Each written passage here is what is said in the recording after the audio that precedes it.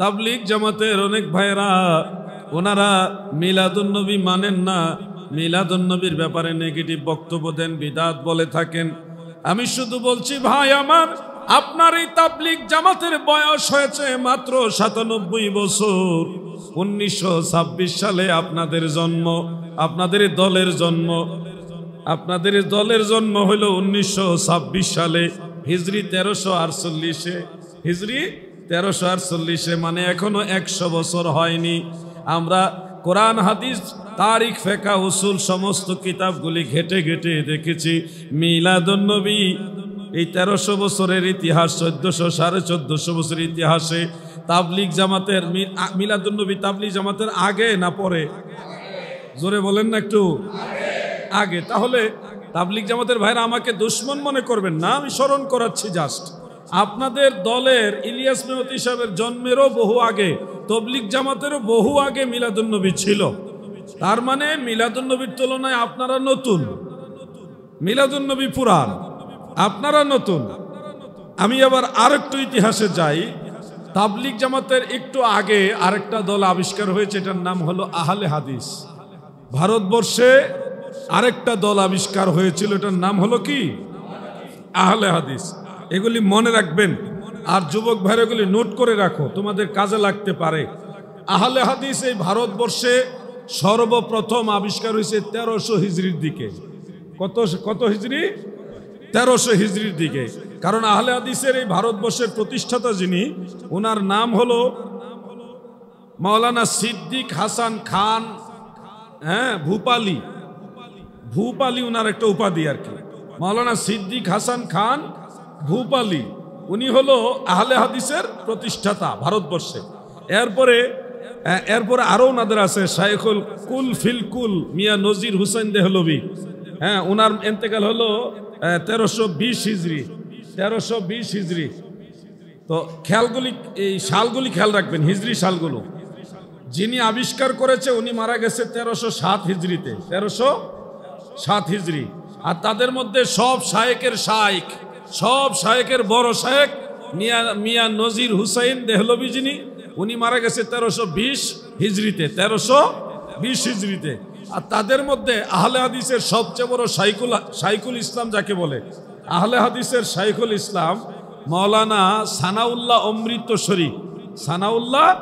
অমৃতসরী, উনি মারা গেছে হলো 1366 হিজরিতে, 1366 হিজরিতে। তো এই যে আহলে হাদিসের যারা আজকে মিলাদুন্নবী মানেন না, বলেন যে রসুলের জামানায় ছিল না, এই জন্য আমরা এটা মানি না। তো আপনাদেরকে বলছি, আপনাদের এই ভারতবর্ষে আবির্ভাব হয়েছে 1300 হিজরির দিকে। আল্লাহ রসুল পর্দা নেওয়ার 1300 বছর পরে আপনাদের আহলে হাদিসের আবির্ভাব। তাহলে আপনারা আমাকে একটু হেল্প করেন, বলেন মিলাদুন্নবী আগে না আহলে হাদিস আগে? মিলাদুন্নবীর তুলনায় তো দেখতেছি আহলে হাদিস নতুন, যারা বিরোধিতা করতেছে তারা নতুন, মিলাদুন্নবী নতুন নয়। এবার আসুন, আরেকটা দল আছে আমাদের দেশে, ওটার নাম হলো দেওবন্দি। ওনাদের পরিচয় হলো কি? দেওবন্দি।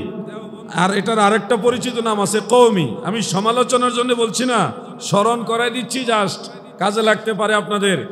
দেওবন্দি মাসলাকের আলেমরা ওনারা মিলাদুন্নবী মানেন না, এটার বিরোধিতা করেন, আর বলেন যে রসুলের জমানায় ছিল না, সাহাবীদের জমানায় ছিল না, এই জন্য আমরা এটা মানি না। আমি স্মরণ করাচ্ছি, এই দেওবন্দি মাসলাক তথা দেওবন্দ মাদ্রাসা তৈরি হয়েছে 1866 খ্রিস্টাব্দে, 1866 খ্রিস্টাব্দে। এটা হিজরি সাল মোতাবেক 1288 হিজরি, 1288 মানে 88। তাহলে এরপরের থেকে মাওলানা আবুল কাসেম নানুতবি সাহেব, আরো যারা আছেন ওনাদের, রশিদ আহমদ গাঙ্গুহি, আশরাফ আলী থানবী, ইনাদের মাধ্যমে হলো দেওবন্দি মাসলাকটা শুরু হইল 1248 হিজরি, 1248 হিজরি। তো এর আগে দেওবন্দ মাদ্রাসা ছিল না, দেওবন্দিও ছিল না। কিন্তু আমরা দেখি মিলাদুন্নবী এর আগেও ছিল, মিলাদুন্নবী এর আগেও ছিল। তাহলে আপনারা বুঝে থাকলে আমাকে একটু হেল্প করুন, বলুন তো দেওবন্দিরা আগে না মিলাদুন্নবী আগে? চট্টগ্রামের মানুষ আপনারা বছরের পর বছর, শত শত বছর, হাজার বছরের আগে থেকে আপনারা এখানে বসবাস করতেছেন। হঠাৎ করে যদি উত্তরবঙ্গের একজন আয়সা বলে, এই তোমরা চট্টগ্রামে তোমরা সব রোহিঙ্গা, আমরা হইলাম আসল, সেটা কি চট্টগ্রামের মানুষ মেনে নিবে? বিষয়টা হয়ে গেছে এরকম। মিলাদুন্নবী সে রাসূল পাকের জামানা থেকে এ পর্যন্ত চলে আসতেছে, যার বয়স আমরা যদি রাসূল পাক সাল্লাল্লাহু আলাইহি ওয়াসাল্লাম থেকে হিসাব করি তাও 1450 বছর হয়। তো 1450 বছর যাবৎ মিলাদুন্নবীর মাহফিল চলতেছে। হঠাৎ এই 97 বছর আগে কিংবা 145 বছর আগে কিংবা আর একটু বেশি হলে 160-70 বছর আগে ওনাদের আবিষ্কার, ওনাদের জন্ম, তো ওনারা এসে বলতেছে 1450 বছর আগে থেকে যেটা চলে এটা বাতিল, এটা বিদআত, আর আমরা 97 বছর আগে থেকে হইছে আমরা সঠিক। বিষয়গুলি নেগেটিভ নিবেন না, বোঝার চেষ্টা করবেন। কারণ আমাদের এখানে যারা মুসল্লি আছেন, আমাদের মধ্যে অনেকে থাকতে পারে যারা আহলে হাদিসকে ভিতরে ভিতরে মহব্বত করে, বা দেওবন্দীদেরকে ভালোবাসেন, বা তাবলিগ জামাতকে মহব্বত করেন। তা আমি এই জিনিসটা ক্লিয়ার করে দিলাম, যারা আজকে মিলাদুন্নবীর বিরোধিতা করতেছেন তারাই নতুন, মিলাদুন্নবী নতুন নয়, মিলাদুন্নবী বহু পুরান। ঠিক না ঠিক? প্রিয় ভাইয়েরা আমার, আল্লাহর হাবিবের জিক্রে বিলাদত, এই জিনিসটা যে ইবাদত, আমার জানা মতে দেওবন্দি আলেমরাও কয়েকজন বলেছে এটা অতি উত্তম কাজ, অনেক ভালো কাজ, অনেক বড় সওয়াবের কাজ। দেওবন্দি আলেমরাও এটার প্রশংসা করেছে। দেওবন্দীদের মধ্যে কেউ কেউ মিলাদও পড়েছে, কিন্তু ইদানিং বাংলাদেশে যারা দেওবন্দি তারা এটা মানতে নারাজ। একভাবে তারা বলতেছে বিদআত করা যাবে না, এই কাইফিয়তটা রাসূলের জামানায় ছিল না, এইভাবে আল্লাহ রাসূলের জামানায় মিলাদুন্নবী হয়নি, সাহাবারা করেনি, তাবেঈরা করেনি, কুরুনে সালাসায় ছিল না, এই জন্য আমরা করব না। কিন্তু ভারতের দেওবন্দিরা আবার বাংলাদেশের দেওবন্দির মতো না। আজকে এবং গতকাল আরো কয়েকদিন আগেও একটা ভিডিও আমি দেখেছি, ভারতের রামপুরে দেওবন্দি একদল আলেম তারা মিলাদুন্নবীর জুলুস করেছে। মারহাবা। ভারতের রামপুরে দেওবন্দি আলেমরা, কওমি ঘরানার আলেমরা দল বেঁধে জশ্নে জুলুস করেছে। পাকিস্তানের দেওবন্দি আলেমদের একাংশ তারাও জশ্নে জুলুস করেছে। আমি দেখতেছি বাংলাদেশি দেওবন্দি আর দেওবন্দির বেশ কম হলো মেড ইন জাপান আর মেড ইন জিঞ্জিরার মতো। বুঝছেন নি মুরব্বী? জাপানের মালটা হলো অরিজিনাল মাল, এটা অরিজিনাল জাপানি মাল। তো ঠিক জাপানি মাল হুবহু আমাদের ঢাকার জিঞ্জিরা, পুরান ঢাকায়, ওখানে জাপানি মাল হুবহু বানায় ফেলে, কিন্তু এটা 2 নম্বর, এটা টেকসই হয় না, ভেঙে যায় বা ক্ষয় হয়ে যায় দ্রুত। তো অরিজিনাল জাপানি মাল আর জিঞ্জিরার মাল তো এক না। তা আমি দেখতেছি দেওবন্দি আর বাংলাদেশের দেওবন্দি, ওই দেওবন্দির হলো মেড ইন দেওবন্দি, আর এটা হলো মেড ইন জিঞ্জিরার মতো দেওবন্দি, 2 নম্বর দেওবন্দি। তাদের মধ্যে আর এদের মধ্যেও বেশ কম, ওটার সাথে এটার মিলে না। তো এখানে আমি বললাম এটা মেড ইন জিঞ্জিরা। এখন বুঝছেন তো মেড ইন জিঞ্জিরা কি জন্য বললাম? বন্ধুরা আমার, ভাইয়েরা আমার, আল্লাহ রসুলের মিলাদের ব্যাপারে ওনাদের যে যত প্রশ্ন, যে কাইফিয়াতটা, এই ধরনটা, এই সিস্টেমটা নবীজির জামানায় ছিল না, কোন সাহাবী করেনি, তাবেঈরা করেনি, 4 মাযহাবের ইমাম করে নাই। অতএব আমরা কেন করব? আবু বকর সিদ্দিক করেনি, হযরত ওমর ফারুক করেনি, ওসমান যুন্নুরাইন করেনি, মাওলা আলী রাদিয়াল্লাহু আনহুম তিনারা কেউ মিলাদুন্নবীর জুলুস করে নাই, মাহফিল করে নাই, এইগুলি করে নাই। অতএব আমরা কেন করব? ইমাম আবু হানিফা মিলাদুন্নবীর মাহফিল করে নাই, অথবা ইমাম শাফি, ইমাম মালিক, ইমাম আহমদ বিন হাম্বল তিনারা জশ্নে জুলুস করেনি, মিলাদুন্নবীর মাহফিল করেনি, আমরা কেন করব? এই প্রশ্নগুলি থ্রো করে মিলাদুন্নবী না মানার জন্যই ওনারা মানুষকে উৎসাহিত করে থাকেন। আমার দাদু ভাইরা গো, আপনারা যদি এই প্রশ্ন তুলেন তাহলে আপনারা নিজেরাই ফাইসা যাবেন, নিজেদের জালে নিজেরা আটকায় যাবেন। কেন জানেননি?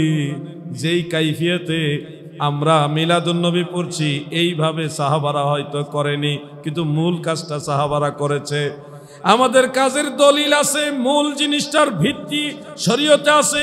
কিন্তু আপনারা যদি প্রশ্ন করি যে তাবলিগ জামাতের ভাইয়েরা, আপনারা যে 3 দিন 40 দিন 120 দিনের সিল্লা দেন, মসজিদে রাত জেগে রাত্রি যাপন করে, খায়া দায়া ঘোরাফেরা করে সিস্টেমের গাছ অথবা এই যে সিল্লা, এই কাইফিয়াতটা আমার নবী করছে কিনা, সাহাবারা করছিল কিনা, খোলাফায়ে রাশিদিন হযরত আবু বকর সিদ্দিক, হযরত ওমর ফারুক, হযরত উসমান যুন্নুরাইন, হযরত মাওলা আলী রাদিয়াল্লাহু আনহুম, 4 মাযহাবের ইমামরা কে তোমাদের এই সিস্টেমে, এই ধরনে, এই কাইফিয়াতে, এই নিয়মে সিল্লা দিছে? দলিল লাগাও। ফাইসা যাইবেন ভাই আমার, ফাইসা যাবেন। আপনারা তো সিল্লা দেন সবের কাজ মনে করে, যারা সিল্লাই গেছেন এখানেও লোকজন যারা আছেন, আপনাদের মধ্যে কিছু লোক থাকতে পারে যারা সিল্লা দিছে 3 দিনের হক আর 40 দিনের হক। সিল্লা যারা দিছেন, আপনারা কি বলতে পারবেন যে 40 দিনে এই সিস্টেমে, এই নিয়মে সাহাবারা সিল্লা দিছে? তাহলে যেই যুক্তিতে আপনি মিলাদুন্নবী বিদআত বানাচ্ছেন, ওই যুক্তিতে তাবলীগের সবচেয়ে বড় কাজ, সেই সিল্লা বাতিল হয়ে যায়। কথা বুঝতেছেন না আপনারা?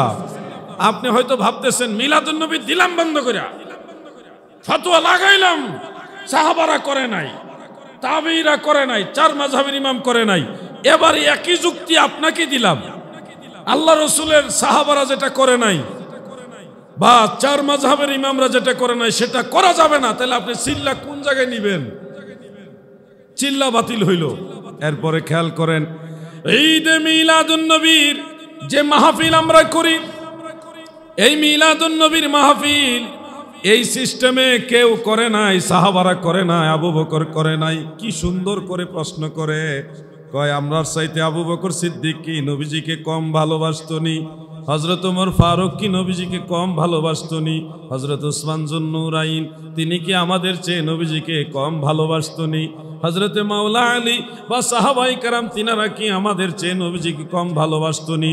সাধারণ মানুষকে না, অনেক বেশি ভালোবাসতো। যদি সবার চেয়ে সাহাবারা বেশি ভালোবেসে থাকে, তাহলে তারা তো মিলাদুন্নবী পালন করে নাই, তোমরা কেন করছো? কত সুন্দর যুক্তি! যুক্তি শুনে মানুষের মন গলে যায়। আচ্ছা, একই যুক্তি এবার আপনাকে দিলাম। এই মিলাদুন্নবীর বিরুদ্ধে যে যুক্তিটা আপনি দিচ্ছেন, এই একই যুক্তি যদি আপনাকে দেই, আল্লাহর রাসূল বা খোলাফায়ে রাশিদিন, সাহাবায়ে কেরাম, 4 মাযহাবের ইমামগণ সহ কেউ তো বর্তমান জামানায় যেই সিস্টেমে সিরাতুন নবীর মাহফিল হয়, এই সিস্টেমে সিরাতুন নবীর মাহফিল করে নাই। আমার নবীর সাহাবারা সিরাতুন নবীর মাহফিল করেছে, এই নিয়মে সিরাতুন নবীর মাহফিল করেছে। পারলে কোনো দলিল দেন, সিরাত নিয়ে আলোচনা হয়েছে কিন্তু সিরাতুন নবীর মাহফিল এই নিয়মে কোনো সাহাবী করেন নাই। তাহলে যেই যুক্তি দিয়ে আপনি মিলাদুন নবী নাজায়েজ বানাইছেন, ওই যুক্তিতে তো আপনার সিরাতুন নবী মাহফিলও থাকে না। একটা লোক বেশি পাগলামি করতেছে অনলাইনে, ভাইরাল হওয়ার জন্য এক ধরনের পাগল হয়ে গেছে। ভাইরাল হওয়াই লাগবে, আমাকে সবাই চিনতেই হবে, ভাইরাল হব। সেই জন্য বলতেছে ইমাম আহলে সুন্নাত আলা হযরত আজিমুল বারাকাত ইমাম আহমদ রেজা খান ফাজিল বেরলভী রাদিয়াল্লাহু আনহু ওয়া নওয়ারাল্লাহু মারকাদা, তিনার সম্পর্কে কলম ধরেছে, জবান খুলেছে। সে দাবি করছে আলা হযরত যে 5 জন ব্যক্তিকে কুফরির ফতোয়া দিয়েছেন, এই 5 জনের মধ্যে একজন হলো কাসেম নানুতুবি। তিনি রাসূল পাকের খতম নবুয়তের উপরে আঘাত করার কারণে কুফরি সাব্যস্ত হয়েছে এবং আলা হযরত তাকেও কুফরির ফতোয়া দিয়েছেন। এই ফতোয়ার বিরুদ্ধে ওই যে পুস্কা মৌলবী, আমি তাকে বলি আর কি, একটু বয়স কম, দেখতে শুনতে ছোট, এজন্য আমি স্নেহ করেই বলি যে পুস্কা মৌলবী। তো তিনি বলতেছে, কোন বাপের বেটা থাকলে, কোন মায়ের সন্তান থাকলে আমার সাথে বসো। মানে উনি হলে একমাত্র বাপের বেটা, বাংলাদেশে আর কেউ বাপের বেটা নাই। কি আজীব ব্যাপার! কোন বাপের বেটা থাকলে আলা হযরত যে কাসেম নানতুবি সাহেবের কুফরি ফতোয়া দিছে, এটা নিয়ে আমার সাথে বসো। উনি 1 নম্বর বাপের বেটা, আর কেউ বাপের বেটা নাই বাংলাদেশে। কি আজীব ব্যাপার, সে পাগল হয়ে গেছে ভাইরাল হওয়ার জন্য। আমি বলবো মাথা ঠান্ডা করো, ঠান্ডা না হলে বরফ ডালো, পাগলামি করবেন না। আপনাদের এগুলি প্রমাণিত, প্রতিষ্ঠিত, পূর্ব থেকে স্বীকৃত, নতুন করে এগুলি আর প্রমাণ করার কোনো প্রয়োজন নাই। এরপরও অনলাইনে বাহাস হয় না ভাই, অনলাইনে যেটা হয় এটা হলো উনি যা জানলো কইলো, আমি যা জানলাম কইলাম, কোনো যাচাই বাছাই করার সুযোগ পর্যাপ্ত হলো না, এবং বিচারকও নাই, তৃতীয় পক্ষ সালেস বিচারকও নাই, কার দলিলটা সঠিক কার দলিলটা বেঠিক, কে ভুল কথা বলল কে সঠিক কথা বলল, এটা বিচার করার মতো তো পর্যাপ্ত সুযোগ অনলাইনে ডিবেটের মধ্যে থাকে না। তো অফলাইনে সরাসরি বসার প্রস্তাব দিলে আবার ওনারা বসতেও তেমন একটা রাজি হইতে চান না, শুধু পাগল হয়ে গেছে আমার সাথে বসো, বাপের বেটা হলে বসো। আরে তোমাকে ওরকম বাপের বেটা আমরা মনে করি না দেখেই গণাই ধরি না। মনে রাখবেন, আলা হযরতের ফতোয়া উনি এমনি এমনি দেয় না, গবেষণা করে দিয়েছে। আর মিলাদুন নবীর বিরুদ্ধে ফতোয়া, কয় নবী করিম সাল্লাল্লাহু আলাইহি সাল্লাম কোন মাসে মারা গেছে এটাই ঠিক নাই, আবার বলে কোন মাসে জন্ম হয়েছে ওটাও ঠিক নাই। মানে প্রত্যেকটা বিষয়ে তাদের কনফিউশন তৈরি করা, মানুষকে সন্দেহের মধ্যে ফেলে দেওয়া, আমল নষ্ট করা হলো তাদের মূল টার্গেট। এই লোক গত বছর একটা বক্তব্য দিয়েছিল যে আবুল আহাবের দাসী যে রাসূল করিম সাল্লাল্লাহু আলাইহি সাল্লামের আগমনের সংবাদ আবুল আহাবকে দিয়েছিল, সহিহ বুখারীর হাদিস।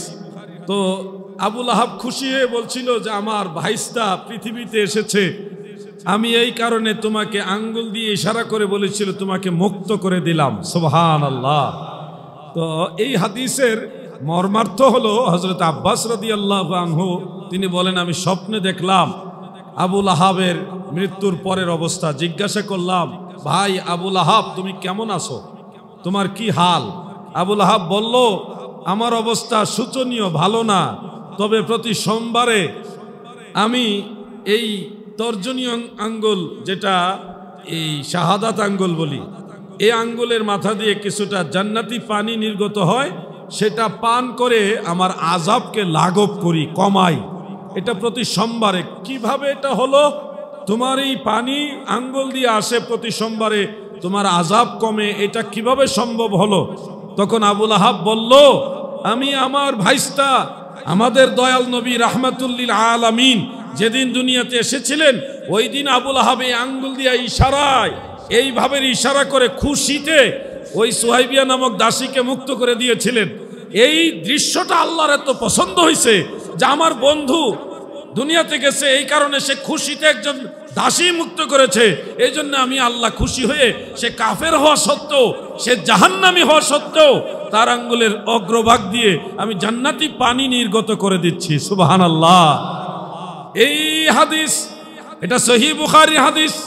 এই হাদিস উল্লেখ করে ইমাম ইবনু হাজার আসকালানি, ইমাম শিহাবুদ্দিন কাস্তালানি, ইমাম বদরুদ্দিন আইনি, ইমাম সাখাবি, ইমাম মোল্লা আলী কারি, আরো অন্যান্য ইমামরা, ভারতবর্ষের বিখ্যাত মুহাদ্দিস আল্লামা শেখ আব্দুল হক মুহাদ্দিস দেহলভী রাহিমাহুল্লাহ, তিনি সহ অসংখ্য মুহাদ্দিসিনে কারাম এই হাদিসকে মিন করে ব্যাখ্যা করে তিনারা বলেছেন, আল্লাহর হাবিবের মহব্বতে অথবা আল্লাহর হাবিবের শুভাগমনের উপলক্ষে জাহান্নামী আবুল আহাব যদি আঙ্গুল দিয়ে ইশারা করার কারণে কবরের বা জাহান্নামের আযাব লাঘব হয়, কবরের আযাব লাঘব হয়, তাহলে উম্মত হয়ে যদি আল্লাহর নবীর আগমনের আনন্দ আমরা প্রকাশ করি, দান সাদাকা, যে কোনো দরুদ সালাম নেক আমলের মাধ্যমে, এটার মাধ্যমে না জানে আমার আল্লাহ কত নিয়ামত আমাদের দান করবে।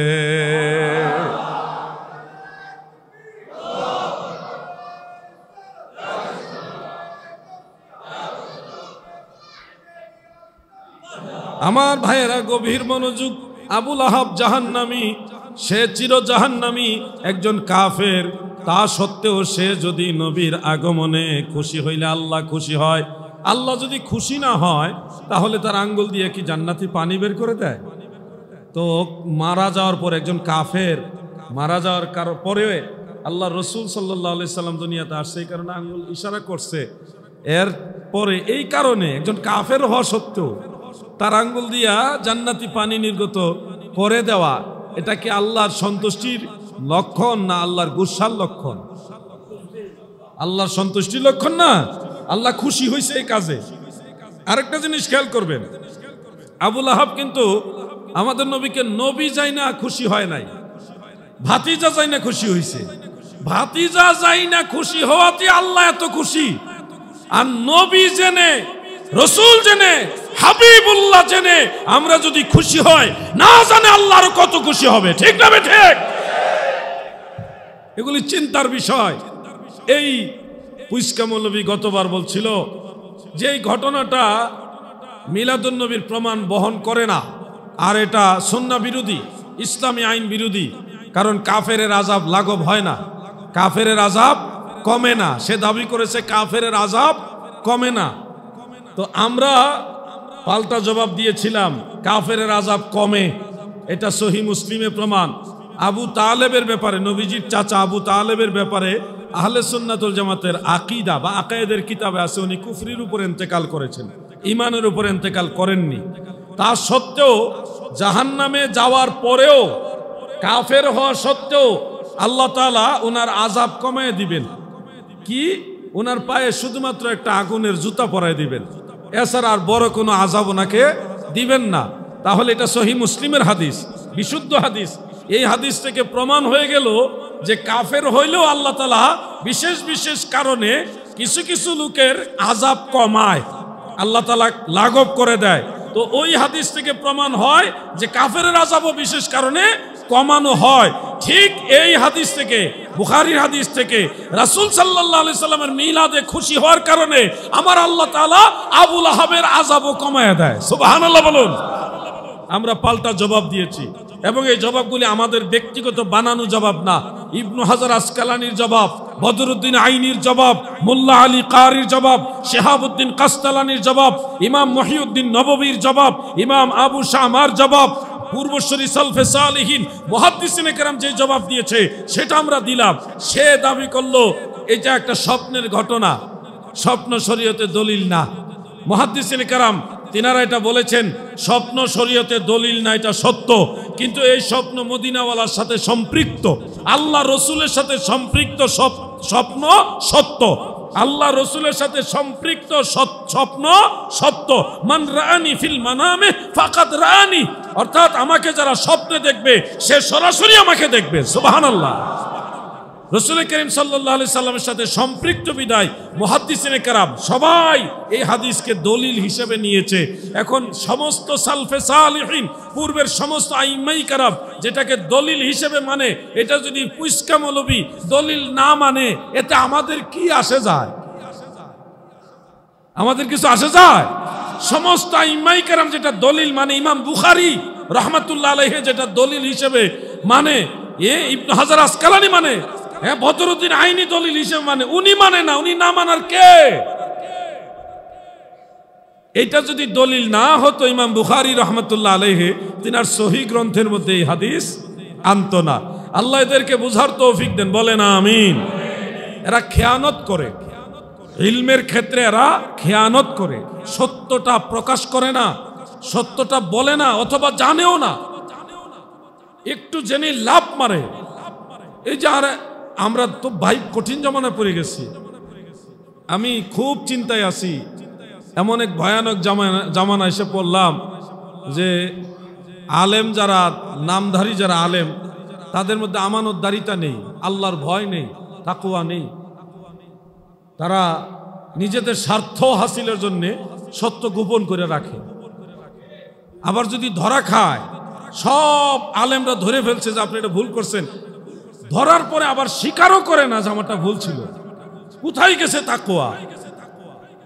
কোথায় গিয়ে পৌঁছলো তাকওয়া? একজন আলেম এই বছরেই দাবি করছে 12ই রবিউল আউয়ালে রাসূল সাল্লাল্লাহু আলাইহি সাল্লামের মিলাদ হয়েছে, বেলাদাত হয়েছে, এটার কোনো বিশুদ্ধ দলিল নাই। আমরা অনলাইনে অফলাইনে সর্বত্র সুন্নি আলেমরা প্রমাণ দিয়েছি যে না এটাই সবচেয়ে বেশি বিশুদ্ধ। 12ই রবিউল আউয়ালে নবীজির বেলাদাত এটাই সবচেয়ে বেশি বিশুদ্ধ। দলিল কি? ইমাম ইবনু কাসির রহমাতুল্লাহ আলাই আল বেদায়া ওয়ান নেহায়ার মধ্যে ইমাম আবু বকর ইবনু আবি শাইবা রহমাতুল্লাহ আলাইহির রেফারেন্স একখানা হাদিস উল্লেখ করেছেন, যে হাদিসটা সম্পূর্ণ সনদে হাফিজুল হাদিস ইমাম আবু আব্দুল্লাহ মুহাম্মদ ইবনে হুসাইন জুরকানি রহমাতুল্লাহ আলাইহি, যার ইন্তেকাল হলো 543 হিজরি, তিনার নিজের সনদে তিনার নিজের কিতাবটার নাম হলো আল আবাতিলু ওয়াল মানাকিরু ওয়াস সিহাহু ওয়াল মাশাহির। আল আবাতিলু ওয়াল মানাকিরু ওয়াস সিহাহু ওয়াল মাশাহির। এই কিতাবের মধ্যে 4 ধরনের হাদিস উনি উল্লেখ করেছেন। কিছু হাদিস বাতিল হাদিস, কিছু হাদিস আছে মুনকার হাদিস, কিছু হাদিস সিহাহ মানে সহি বিশুদ্ধ হাদিস, আবার কিছু হাদিস হলো মশহুর হাদিস প্রসিদ্ধ হাদিস। 4 ধরনের হাদিস ইমাম আবু আব্দুল্লাহ মুহাম্মদ ইবনে হুসাইন জুরকানি রহমাতুল্লাহ আলাইহি হাদিসের এই কিতাবের মধ্যে উল্লেখ করেছেন। এর মধ্যে 122 নম্বর হাদিস, এটা হলো বিশুদ্ধ সহি হাদিস। তিনার নিজের সনদে বর্ণনা করতে করতে ইমাম আবু বকর ইবনু আবি শাইবা, উনি ইমাম বুখারীর উস্তাদ, ইমাম মুসলিমের উস্তাদ, ইমাম ইবনু আবি শাইবা তিনার থেকে বর্ণনা করেন। তিনি বর্ণনা করেছেন তিনার উস্তাদ আফফান থেকে, আফফান বর্ণনা করেছেন সুলাইম ইবনু হাইয়ান থেকে সেকারাবি, তিনি বর্ণনা করেছেন সাঈদ ইবনে মিনা থেকে, তিনিও সেকারাবি। এরপরে তিনি বর্ণনা করেছেন আল্লাহর রসুলের দুইজন বিখ্যাত সাহাবী থেকে, হযরতে জাবের ইবনু আব্দুল্লাহ আল আনসারী রাদিয়াল্লাহু তাআলা আনহু এবং হযরতে আব্দুল্লাহ ইবনু আব্বাস রাদিয়াল্লাহু আনহুমা। এই জলিলুল কদর দুইজন সাহাবী, একজন আল্লাহর নবীর আপন চাচাতো ভাই লাগে ইবনে আব্বাস রাদিয়াল্লাহু আনহুমা, তিনারা দুইজনে বলেছেন ওয়ালিদা রাসূলুল্লাহি সাল্লাল্লাহু আলাইহি ওয়াসাল্লাম আমাল ফিল ইয়াউমাল ইসনাইনে সানি আশরা মিন শাহরি রবিউল আউয়াল। সুবহানাল্লাহ। হযরতে আব্দুল্লাহ ইবনে আব্বাস, হযরতে জাবের ইবনু আব্দুল্লাহ রাদিয়াল্লাহু আনহুমা, দুইজন সাহাবী বিশুদ্ধ সনদে বর্ণিত। দুইজন সাহাবী বলেন আল্লাহর নবী রহমতের নবী হস্তির বছরে রবিউল আউয়ালের 12 তারিখে সোমবারে জন্মগ্রহণ করেছে। হাফিজুল হাদিস ইমাম আবুল খায়ের ইবনে জাজারি রহমাতুল্লাহ আলাইহি, যিনি ইমাম ইবনু হাজার আসকালানির উস্তাদ ছিলেন, উনি নিজেও একজন হাফিজুল হাদিস তবকার মুহাদ্দিস ছিলেন। তিনি তিনার আল আরফুত তারিফ বিমাউলিদিস শরীফ সেই কিতাবের মধ্যে 12ই রবিউল আউয়ালে নবীজির বেলাদাত শরীফ হয়েছে এই বিষয়টা উল্লেখ করে স্পষ্ট লিখেছেন হাজা আসাহ, এটা হলো অধিকতর বিশুদ্ধ মত। সুবহানাল্লাহ। আমার ভাইরা গো, শুধু এখানে শেষ না, ইমাম নুরউদ্দিন আলী হালাবি রহমাতুল্লাহ আলাই আরবের বিখ্যাত একজন মুহাদ্দিস ছিলেন, বড় একজন আলেম ছিলেন, নুক্কাত পর্যায়ের মুহাদ্দিস ছিলেন। তিনি ইনসানুল উয়ুন আল মারুফ সিরাতে হালাফিয়া সেই কিতাবের মধ্যে সাঈদ ইবনুল মুসাইয়িব রহমাতুল্লাহ আলাইহি থেকে আরেকটা রওয়ায়াত উল্লেখ করেন। আমার দয়াল নবীজি ওই যে মাহে রবিউল আউয়ালের সোমবারে 12 তারিখে সুবহে সাদেকের সময় দিন এবং রাত এর মাঝামাঝি সময়ে এই ধরাধামে শুভাগমন করেছে। সাঈদ ইবনুল মুসাইয়িব উনি এমন একজন বিখ্যাত ফকিহ তবকার তাবিঈ, যিনি সাহাবীদের জীবদ্দশায় ফতোয়া দিতেন, আল্লাহর রসুলের সাহাবারা ওনার ফতোয়ার উপরে আমল করতেন। এমন একজন বিখ্যাত ফকিহ তবকার তাবিঈ সাঈদ ইবনুল মুসাইয়িব রহমাতুল্লাহ আলাইহি, তিনি আল্লাহ রসুলের বেলাদাতের কথা বলেছেন 12ই রবিউল আউয়াল সোমবার। 12ই রবিউল আউয়াল সোমবার। এখানে শেষ নয় গো, সিরাতবিদের মধ্যে সবচেয়ে প্রসিদ্ধ একজন সিরাতবিদ, ওনার নাম হলো মুহাম্মদ ইবনু ইসহাক রহমাতুল্লাহ আলাইহি, উনি একজন তাবিঈ ছিলেন। মুহাম্মদ ইবনু ইসহাক, তিনার থেকে ইমাম বাইহাকি তার দালাইলুন নবুওয়াতের মধ্যে সনদ সহকারে উল্লেখ করেছেন। ইমাম হাকিম নিসাবুরি আল মুস্তাদরাক আলা সহিহাইনের মধ্যে বিশুদ্ধ সনদে তিনার থেকে বর্ণনা করেছেন। সেখানে উল্লেখ আল্লাহর নবী রবিউল আউয়ালের 12 তারিখে সোমবারে এই ধরাধামে শুভাগমন করেছেন। তাহলে আমরা দুইজন সাহাবীর মত পাইলাম বিশুদ্ধ সনদে, একজন তাবিঈ, তাও ফকি তবকার তাবিঈ, তিনার মত পাইলাম রবিউল আউয়ালের 12 তারিখে। সিরাতবিদদের মধ্যে সবচেয়ে প্রসিদ্ধ যারা, তাদের মধ্যে মুহাম্মদ ইবনে ইসহাক রাহমাতুল্লাহ আলাইহির কাছ থেকেও 12 রবিউল আউয়ালের কথা আমরা পাইলাম। এই দলিলগুলি দেওয়ার পরেও এই অন্ধের দলেরা তারা বলে রবিউল আউয়ালের 12 তারিখে কোনো সহিহ হাদিস নাই, কোনো সহিহ দলিল নাই। মানে অন্ধের সামনে আয়না ধরে কোনো লাভ নাই, বলে বধির, অন্ধ। তারা বলে 8 তারিখেরটা বিশুদ্ধ। আমি এটা নিয়ে একটু গবেষণা করলাম, 8 তারিখ নিয়ে তারা এত ইন্টারেস্টেড, কারণটা কি? খুলে দেখি অনেকগুলি তারিখের কিতাব, সিরাতের কিতাব খুললাম, অনেকগুলি প্রাচীন কিতাব খুললাম। তো সেখানে ইমাম সুহাইলি রাউদুল উনফের মধ্যে উল্লেখ করেছেন এটা প্রায় 950 বছরের আগের কিতাব। এবং অন্যান্য আরো অনেকগুলি কিতাব আমি দেখছি, আল বিদায়া ওয়ান নিহায়া সহ অনেকগুলি কিতাব দেখেছি। সেখানে একজন তাবিঈ থেকে বর্ণিত আছে রবিউল আউয়ালের 8 তারিখে নবীজির বেলাদাত হয়েছে। ওই তাবিঈর নাম হলো মুহাম্মদ ইবনে জুবাইর ইবনে মুতঈম রাহমাতুল্লাহ আলাইহি। তাবিঈ হলো উনি যিনি আল্লাহ রসুলকে দেখেনি, সাহাবীদেরকে দেখেছেন। আল্লাহ রসুলকে দেখেনি, নবীজির কাছ থেকে কিছু শুনে উনি সাহাবীদেরকে দেখেছেন, তিনাদের কাছ থেকে শুনেছেন, তাদেরকে বলা হয় তাবিঈ। তাদেরকে কি বলা হয়? তাবিঈ। একজন তাবিঈ বলেছেন রাসূল করিম সাল্লাল্লাহু আলাইহি সাল্লাম রবিউল আউয়ালের 8 তারিখে বিলাদাত করেছেন বা বিলাদাত হয়েছে। তাহলে একজন তাবিঈর কথা অগ্রাধিকার দেওয়া উচিত না দুইজন সাহাবী, একজন এই তাবিঈর চাইতে আরো বড় তাবিঈ, ফকি তবকার তাবিঈ সাঈদ ইবনুল মুসাইয়িব সহ মুহাম্মদ ইবনে ইসহাক, দুইজন রাসূলের সাহাবী, উনাদের বক্তব্য প্রাধান্য দিব না একজন তাবিঈর কথা প্রাধান্য দিব? দুইজন সাহাবীর কথা প্রাধান্য দিব না? দুইজন সাহাবী থেকে সহিহ সনদে আছে 12 রবিউল আউয়ালের কথা। এরপরে একজন তাবিঈ থেকেও আমরা পেয়েছি, যিনি তাবিঈ মানে এমন তাবিঈ উনি ফকিহ তবকার তাবিঈ। আলেম তো অনেক, কিন্তু সবাই মুফতি না। আলেম থাকে হাজার হাজার, কিন্তু সবাই মুফতি হয় না।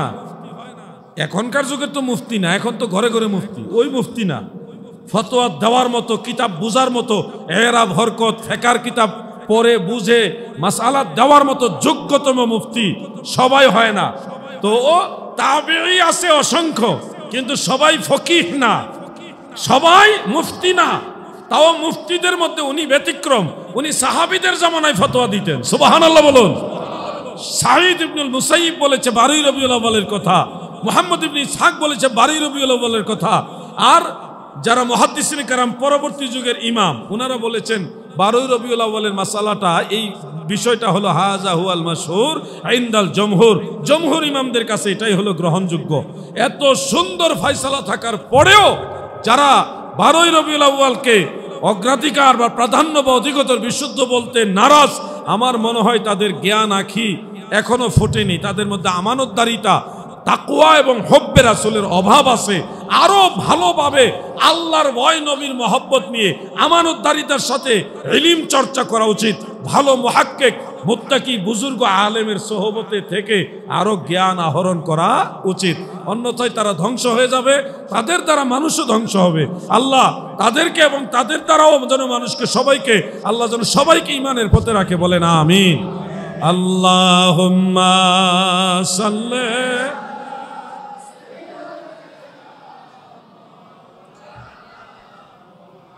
এগুলি আপনারা নোট করে রাখলে আপনাদের কাজে লাগবে।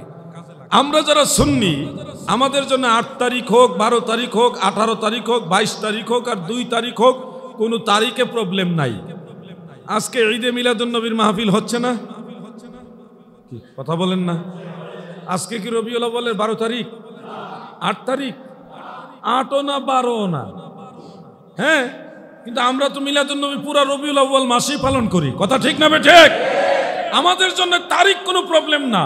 কিন্তু যারা 12 তারিখ বাদ দিয়ে 8 তারিখ দেখাইতেছে, কিংবা 9 তারিখ দেখাচ্ছে, 2 তারিখ দেখাচ্ছে, 22 তারিখ দেখাচ্ছে, তারা তো কোনোটাই মিলাদুন নবীর দিন হিসেবে মানে না।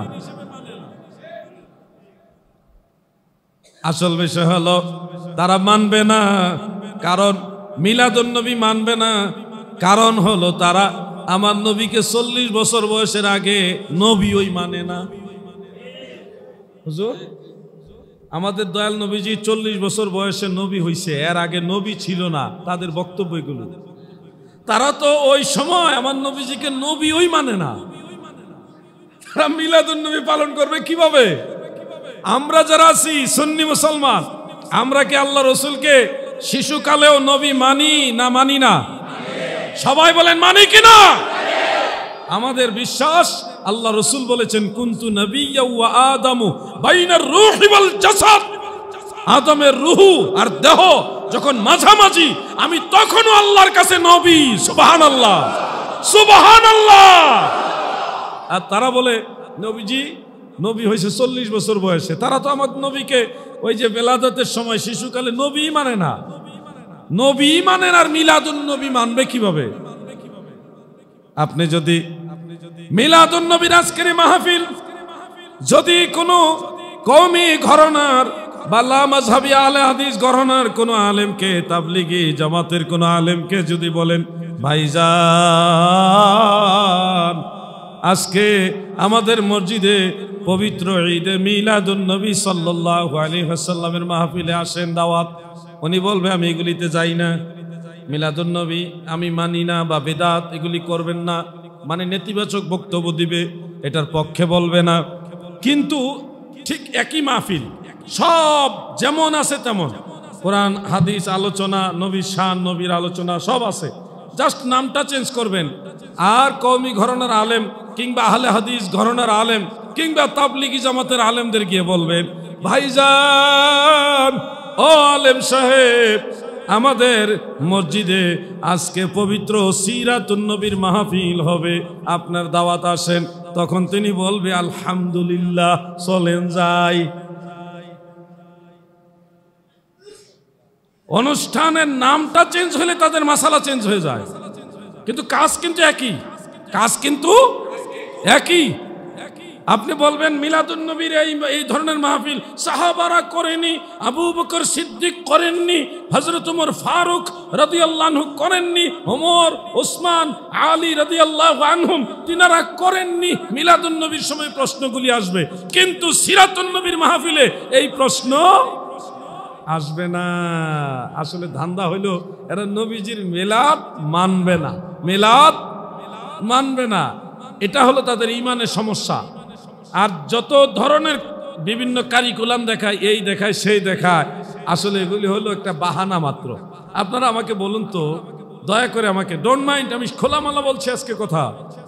তাবলিগ জামাতের বাৎসরিক একটা ইজতেমা হয়, হয় কিনা? কোন জায়গায় যেন হয়? টঙ্গী, গাজীপুরের টঙ্গী তুরাগ নদীর পারে। এখানে গাছ হয়, আলোচনা হয়, বিভিন্ন আনুষ্ঠানিকতা হয়, শেষে আখিরি মোনাজাত হয়, হয় কিনা ভাই? তাদের মতো তারা বিভিন্ন ধরনের আমল করে শেষে আখিরি মোনাজাত দিয়ে যার জন্য বাড়িতে চলে যায়। ওখানে রান্না বান্না খাওয়া দাওয়া, একটা আনুষ্ঠানিকতা, একটা নির্দিষ্ট সিস্টেমে এই অনুষ্ঠানটা আয়োজন হয় এবং একটা নির্দিষ্ট সিস্টেমে এটা শেষ হয়।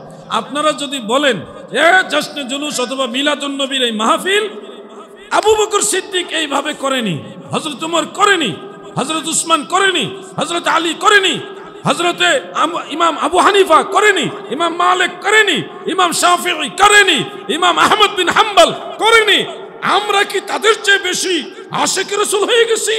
এই প্রশ্ন যদি করেন, পাল্টা একই প্রশ্ন আপনাকে করলাম, এই যে ইজতেমা, বিশ্ব ইজতেমা, এই নিয়মে আবু বকর সিদ্দিক করেনি, ওমর ফারুক করেনি, উসমান জুন নুরাইন করেনি, মাওলা আলী করেনি, ইমাম আবু হানিফা করেনি, ইমাম মালিক করেনি, ইমাম শাফিঈ করেনি, ইমাম আহমদ বিন হাম্বল করেনি, সাহাবারা করেনি। যেই দলিলে মিলাদুন নবী বিদআত, ওই দলিলে টঙ্গীর ইজতেমাও বিদআত, ঠিক না ঠিক?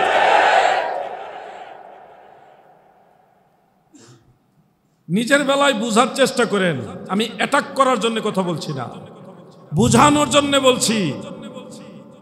একটু চিন্তা করেন, আপনি যে দলিল দিতেছেন হ্যাঁ এটা করা যাবে না, এই কাইফিয়াতে সাহাবারা করেনি। ভাই আমার, চরমোনাই দরবারের মৌলানা রেজাউল করিম সাহেব, তিনার ভাই আসার একজন ফয়জুল করিম সাহেব ওনার নাম, ভালো আলেম, ওনাদের দৃষ্টিতে ওনারা সম্মানীয়। আমি ওনাদের সম্মানে আঘাত করছি না, আমি জাস্ট কিছু ভাইদের বোঝানোর জন্য বলছি। হয়তো এখানে অনেক চরমনাইয়ের ভক্ত মনে মনে থাকতেও পারে, আমি কাউকে কটাক্ষ করে বলছি না, সম্মান দিয়ে বলছি। শুনুন, আপনি যদি বলেন এইভাবে মিলাদুন নবী আল্লাহ রসুল সাল্লাল্লাহু আলাইহি সাল্লাম করেননি, সাহাবারা করেনি, তাবেঈরা করেনি, চার মাযহাবের ইমাম করেনি, অতএব আমরা এটা কেন করব? যেটা আল্লাহ রসুল করেনি, সাহাবারা করেনি, আমরা এটা কেন করব? এই কথা বললে আপনি ফেঁসে যাবেন। কারণ চরমনাই দরবারে ইল্লাল্লাহ ইল্লাল্লাহ ইল্লাল্লাহ ইল্লাল্লাহ জিকির আছে না নাই? আমাদের অনেক তরিকতপন্থীরা এভাবে জিকির করে থাকে। এখন যদি আপনাকে একই প্রশ্ন করি, যেই কাজ আল্লাহ রসুল করে নাই, সাহাবারা করে নাই, সেটা আপনি করবেন না বললেন, তাহলে ইল্লাল্লাহ ইল্লাল্লাহ ইল্লাল্লাহ ইল্লাল্লাহ ইল্লাল্লাহ এই জিকির আল্লাহর নবী করেছেন কিংবা কোনো একজন সাহাবী করেছেন? দলিল কোথায়? ভান্ড ফুরায় যাবে। যেই দলিল আপনি মিলাদুন নবী নাজায়েজ বলছেন, ওই দলিল আপনার ইল্লাল্লাহ জিকিরও যাবে। কথা বুঝতেছেন না আপনারা? আমরা আল্লাহ আল্লাহ জিকির করি না অনেক দরবারে, আল্লাহু আল্লাহু বা আল্লাহ আল্লাহ আল্লাহ আল্লাহ আল্লাহ, এই যে জিকির করলাম না, এটা কোরআন থেকে আমরা প্রমাণ করেছি, কোরআন থেকে পেয়েছি। ওয়াজাকার আসমা রাব্বিহি ফাসাল্লাহ, ওয়াজকুর ইসমা রাব্বিকা, তুমি তোমার রবের নামের জিকির করো, ওয়াজকুর জিকির করো, ইসমা রাব্বিক তোমার রবের নাম, ও জাকার আসমা রাব্বিহি তার রবের নামের জিকির করে। রবের নাম আল্লাহ, রবের নাম কি? এই জন্যে এই আয়াত, এই ধরনের অনেকগুলো আয়াতে কারিমা আছে, সেগুলি থেকে আমরা পাইলাম যে রবের নামের জিকির করা যাবে, কোরআনের মধ্যে আছে রবের নামের জিকির করা যাবে। সেই সুবাদে আমরা ইয়া আল্লাহ অথবা আল্লাহু আল্লাহু বা ইয়া রহমানু ইয়া রাহিম বিভিন্নভাবে আমরা আল্লাহর জিকির করি, কোরআন থেকে এটা প্রমাণিত। কিন্তু আপনি যদি বলেন আল্লাহর নবী যা করে নাই, সাহাবারা যেই কাজ করে নাই, ওটা আমরা করব না, তাহলে তুমি এভাবে আল্লাহ জিকিরও বন্ধ হয়ে যাবে। কারণ সাহাবারা আল্লাহ আল্লাহ জিকির এভাবে করছে কোথায় দেখান? কিন্তু আল্লাহ জিকির নাজায়েজ না, ইল্লাল্লাহ নাজায়েজ না, ওটাও কোরআন থেকে হাদিস থেকে বিভিন্ন দলিল থেকে প্রমাণ হয়েছে জায়েজ আছে। কিন্তু আপনি যদি বলেন সাহাবারা না করলে আর করা যাবে না, তাইলে মিয়া ভাই আপনার ইল্লাল্লাহ জিকিরও যাবে, আল্লাহু জিকিরও যাবে। আমার কথাগুলি বুঝতেছেন আপনারা? কারো কি কটাক্ষ করে কথা বলতেছি আমি যা সেটা বুঝাইতে চাচ্ছি। অনেক জিনিস আছে যেই জিনিসগুলো সাহাবায়ে কেরাম আমরা যেভাবে করি ওইভাবে করেন নাই, কিন্তু কোরআন হাদিসের অন্যান্য দলিল দ্বারা পরবর্তী ইমামরা এটা জায়েজ প্রমাণ করছে।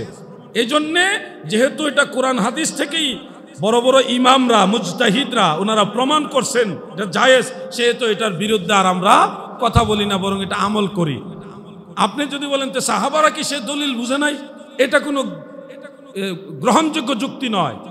আপনি যদি বলেন সাহাবারা বুঝে নাই, তাইলে এটা আমরা বুঝতে যাব না, এটা হবে না। এটা হবে না কেন? আপনি দেখেন কোরআন শরীফে জের জবর পেশ জজম তাসদীদ আছে না নাই? ভাই কথা বলেন, আছে কি না? তো কোরআন শরীফে জের জবর পেশ জজম নবীর জামানায়ও ছিল না, সাহাবীদের জামানায়ও ছিল না।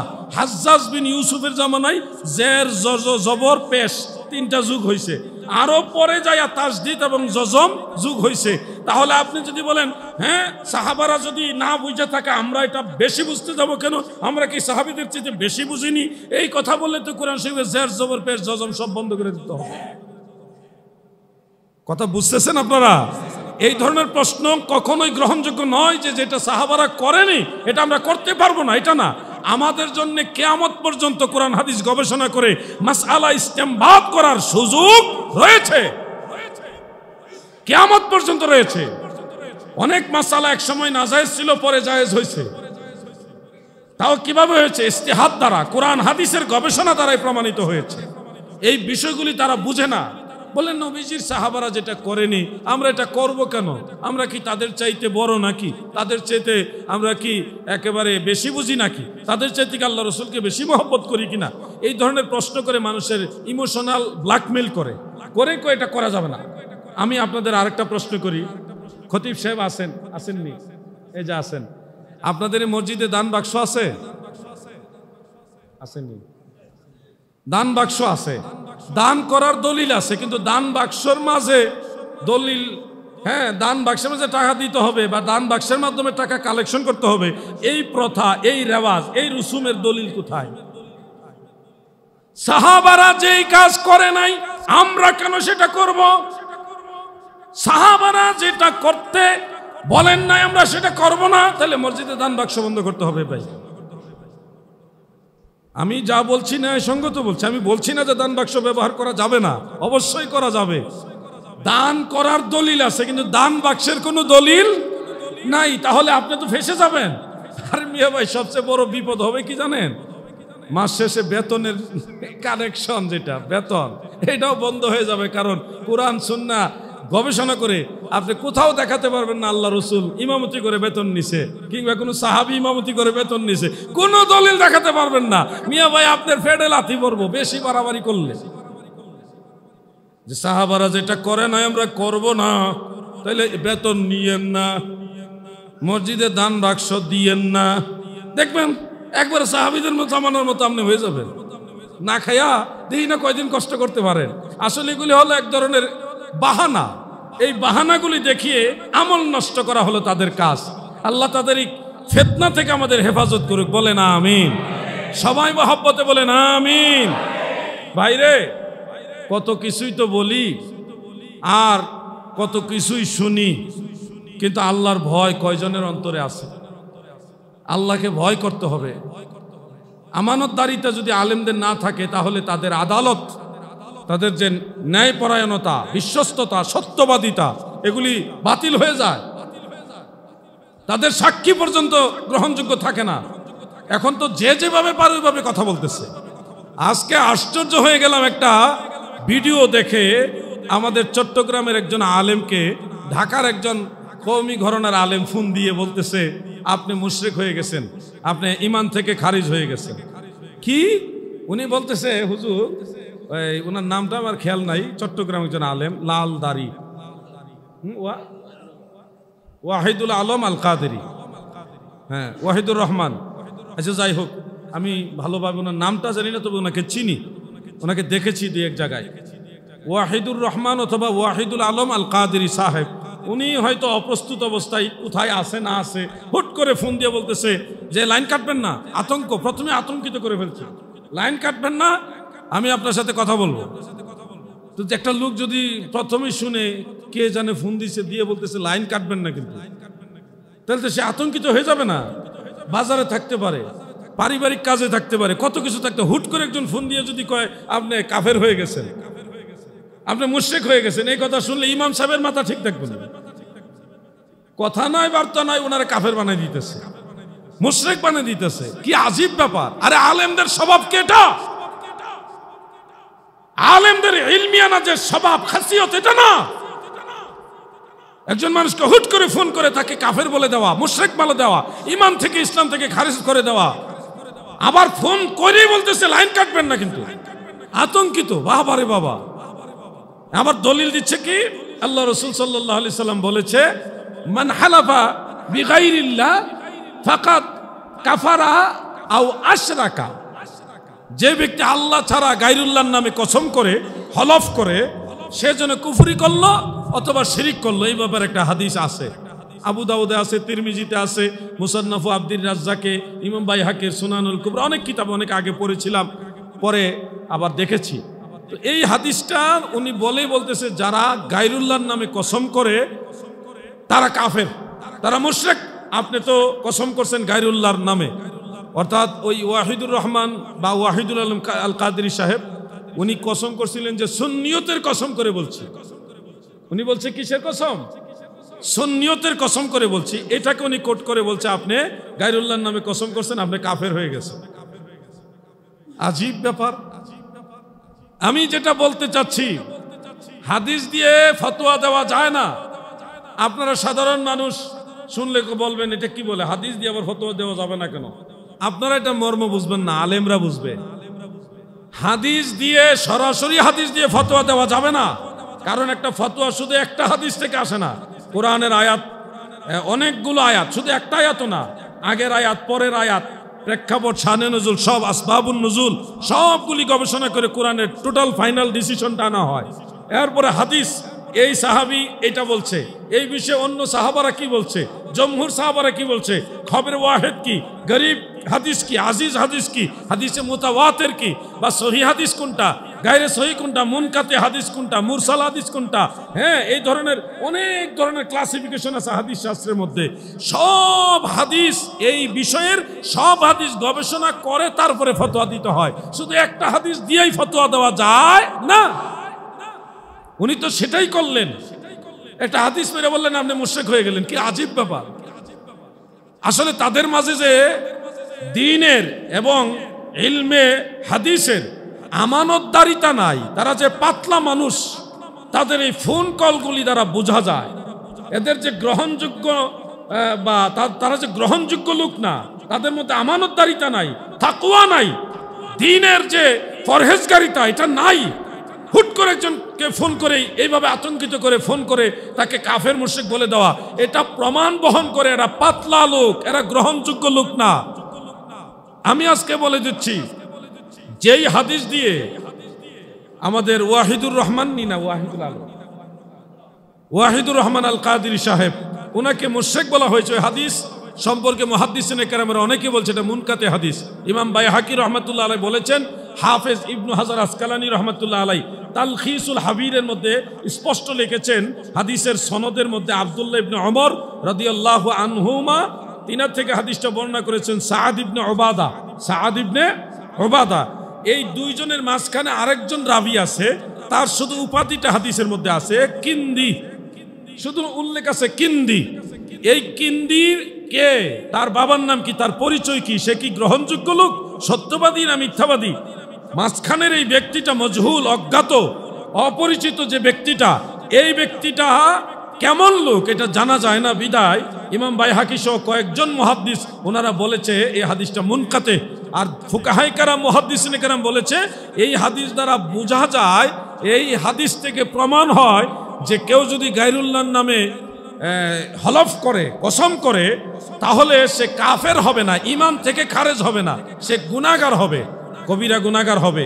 মানে তিরমিজি শরীফের মধ্যে এই হাদিসের শেষেই এই হাদিসটা ইমাম তিরমিজি উল্লেখ করে নিচে লিখেছেন আরেকটা হাদিস, এটা হলো ওই হাদিসের মতো যে আর রিয়াউ ইন্নার রিয়া শিরকুন, নিশ্চয় রিয়া হলো শিরক, মানে মানুষকে দেখায়া ইবাদত করা, রিয়া আর কি, মানুষকে দেখানো ইবাদত করা, এটাকে হাদিসে বলা হয়েছে শিরক। ইন্নার রিয়া শিরকুন, রিয়া হলো শিরক। তো এই রিয়া লৌকিকতা, মানে একজন লোক মানুষকে দেখাবার জন্য নামাজ পড়তেছে, একবার করছে, কইরা পরে আবার বললো না এটা আমি আল্লাহকে দেখানোর জন্য করবো, এই যে করে ফেলছে একবার বা দুইবার, এটা রিয়া, এটা শিরকে আসগার, ছোট শিরক, শিরকে খফি, মানে হালকা শিরক, ছোট শিরক। এই ধরনের শিরক দ্বারা সে কাফের হয় না, সে মুশরিকও হয় না, ঈমান থেকে খারেজ হয় না। আর এই হাদিস যে হাদিসটা মুহাদ্দিসিনে কেরামের একটা সুচিন্তিত মতামত রয়েছে, ওটা না বলে হুট করে একজন বরেণ্য আলেম, সম্মানী একজন আলেমকে কাফের বানায় দেওয়া, মুশরিক বলে দিয়ে সেটা আবার সোশ্যাল মিডিয়াতে প্রচার করে দেওয়া, নিঃসন্দেহে এটা মূর্খতার বহিঃপ্রকাশ। ঠিক না ঠিক?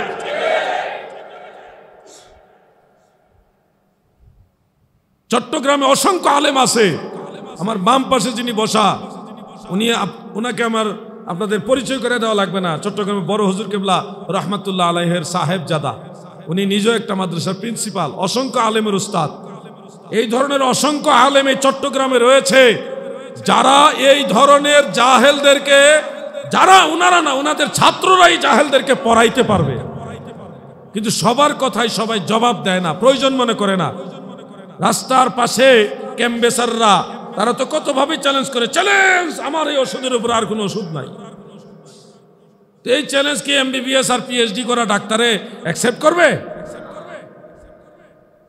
এগুলি ভাইরাল হওয়ার জন্য পাগল হয়ে গেছে। কিভাবে ভাইরাল হওয়া যায়, সচেতন থাকবেন। আপনাদেরকে কথাগুলি বলার উদ্দেশ্য হলো, এখন তো এই বাক্স সবার হাতেই আছে, আমি বললেও যা, না বললেও তাই, এই কাহিনী কিন্তু আপনার কাছেও পৌঁছে গেছে। এখন আপনারা যেন বিভ্রান্ত না হন, এই জন্যে কথাগুলি বলে দিলাম। আহলে সুন্নাত ওয়াল জামাতের বৃহৎ স্বার্থে যদি কখনো কোথাও কোনো বাতিলের সাথে আমাদের মোকাবেলা করার প্রয়োজন হয়, তাহলে আমাদের ওই মাওলানা জাহাঙ্গীর সাহেব আর আল কাদরি সাহেব, কি ওয়াহিদুর রহমান আল কাদরি সাহেব আর জাহাঙ্গীর সাহেব, ওনারা একা না। আমাদের একটা ছোট্ট সুন্নি আলেম যদি হয়, সমস্ত সুন্নি জনতা তাদেরকে নিয়ে এই বাতিলদেরকে প্রতিরোধ করবে। এই দেশ হলো আল্লাহর দেশ, নবীর দুশমনের দেশ না। ঠিক না বেটে?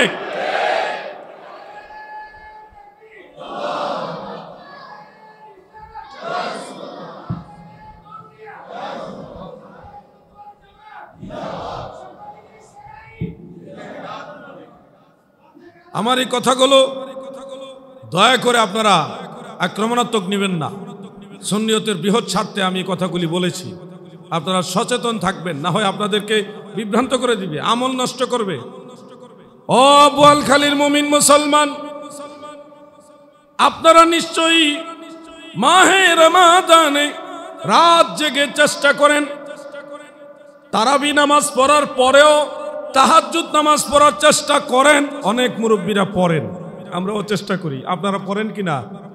রমজান মাস আসলে আমরা সবাই চাই, সাহারির সময় যেহেতু সবাইকে উঠতে হয়, 4 রাকাত 8 রাকাত কম বেশি করে অন্তত 2টা রাকাত হইলেও আমরা চেষ্টা করি যে তাহাজ্জুদ নামাজটা পড়ে নেই। একটু অভ্যাস হয়ে যাক, তাহাজ্জুদ নামাজ পড়ার অভ্যাসটা যদি গড়ে তোলা যায়, 12 মাস তাহাজ্জুদ পড়া যাবে। কিন্তু আফসোসের বিষয় হলো এই বাতিল যারা লামাযহাবী, যাদেরকে আমরা ওয়াহাবি বলি, তারা রমজান মাস আসলে আপনাকে ফতোয়া দিবে যে তারাবি নামাজ পড়লে আর তাহাজ্জুদ পড়া লাগে না। এটার অর্থ কি? আপনি তাহাজ্জুদ পড়েন না। পড়া লাগে না মানে কি? পড়েন না। আপনাকে কি আমল বাড়ায় দিল না কমায় দিল? কথা বলেন না আপনারা। কমায় দিল না? তা আমাদের আলেমদের কাজ কি? মানুষের আমল কমায় দেওয়া না বাড়ায় দেওয়া? এই মানুষগুলো এইভাবে মানুষকে গুমরা করে, এইভাবে গুমরা করে। অসংখ্য মা বোনেরা, মুরব্বীরা, যুবকেরা সবে বরাত আসলে রোজা রাখে, দিনের বেলায় রোজা রাখে, রাতের বেলায় অন্ততপক্ষে 12 রাকাত নফল নামাজ পড়ে। কিছুক্ষণ বসে কোরআন তেলাওয়াত করে, কিছুক্ষণ বসে কোরআন তেলাওয়াত করে, কিছুক্ষণ বসে তসবিহ জপে, যতটুকু সম্ভব হয় নেক আমল করার চেষ্টা করে। আপনি চেষ্টা করছেন কিছু তসবিহ, তাহলিল, জিকির, আজকার, কোরআন তেলাওয়াত, নফল নামাজ, নেক আমলের মাধ্যমে আল্লাহ তাআলাকে খুশি করার। আর পাশ থেকে এই লামাযহাবীরা ফতোয়া সাপ্লাই দেয়, এই ওয়াহাবীরা ফতোয়া দেয় এই রাত জেগে শবে বরাতের কোনো দলিল নাই। দিল শেষ করে। এটা ফতোয়া দেওয়ার অর্থ কি? যে নামাজ পড়া লাগবে না, নামাজ পড়া লাগবে না, রোজাও লাগবে না। তার মানে আমল কি বাড়াইলো না কমাইলো? মহব্বতে বলেন, কি করলো? কমায় দিল। এটা তো শয়তানের কাজ। আমল কমায় দেওয়া কার কাজ? শয়তানের কাজ। আল্লাহ যেন এই বিশাল ফিতনা থেকে আমাদের সবাইকে হেফাজত করেন, বলে না আমিন। আপনাদেরকে আমি মোটামুটি কষ্ট দিতেছি নাকি? আরো কিছুক্ষণ বললে থাকবেন না? একটা ফিতনার যুগ, খুব খারাপ একটা যুগে আসলাম। আমি বিদাত নিয়ে একটু কথা বলি। বিদাত, এই যুবক ভাইরা, তোমরা বিদাতের আলোচনাটা মনোযোগ দিয়ে শুনবা। জিকির করেন লা ইলাহা, জোরে লা ইলাহা,